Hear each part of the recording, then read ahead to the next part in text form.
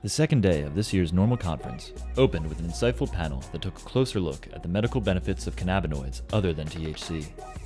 Contributing to the discussion was Jehan Marcoux, a grad student and researcher, Dal Garinger of California NORML, Stevie D'Angelo of Harborside Health, and more. Immediately following was the NORML Women's Alliance panel entitled Closing the Cannabis Gender Gap. Sabrina Fendrick was joined by other prominent Women's Alliance members to discuss why female support on our issue lags behind that of men and how they are uniquely affected.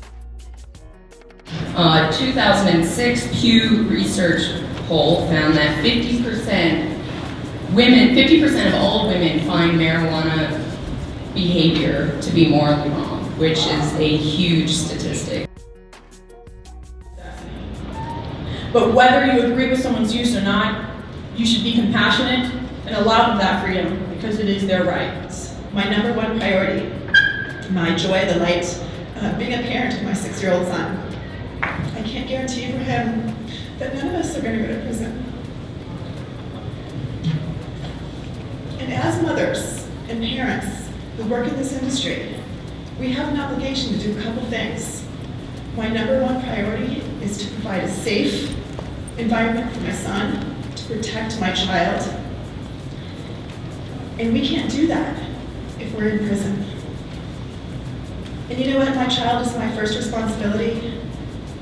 Chandra, Sarah, all of you, our kids are our first responsibility.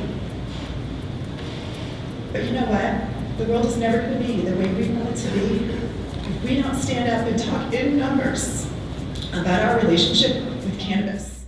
Stacia Cosner of Students for Sensible Drug Policy also took to the stage to announce an exciting new program being launched jointly between NORML and SSDP, the female activist program Sister to Sister. Be here to introduce the launch of the NORML Women's Alliance and Students for Sensible Drug Policy's Sister to Sister Cultivating Female Activist Female Mentoring Program. All right! More information on this program will be available on norml.org/women shortly. After the panel, the Women's Alliance called upon attendees to join them at their fundraiser luncheon, which featured a keynote speech from Cheryl Schumann of Kush Magazine. After the lunch, Valerie Corral from WAMN was joined by author Clint Werner and renowned marijuana researcher and advocate Dr. Lester Grinspoon to talk about the topic of marijuana, seniors, and aging. This panel discussed the uses of marijuana during the twilight years, both as an enhancement drug and to increase comfort during end-of-life treatments. Alan St. Pierre, NORML's executive director, provided an in-depth look at how the relationship between marijuana and media has changed over the past decades.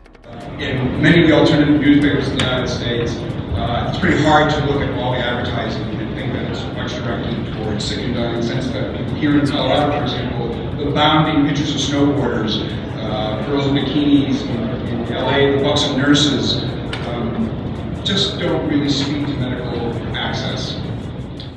Closing the day was Steve Bloom from Celeb Stoner, who moderated a panel consisting of Jane Hampshire from Firedog Lake, Jerry Merritt of TalkLeft.com, Chris Goldstein of Freedom is Green, and Russ Belville of NORML. The panelists shared strategies for how to best utilize the internet and new social networking mediums to spread the message of reform. As the educational program ended for the day, attendees were invited to an excellent night of live music provided by the Supervillains at the local Bluebird Theater.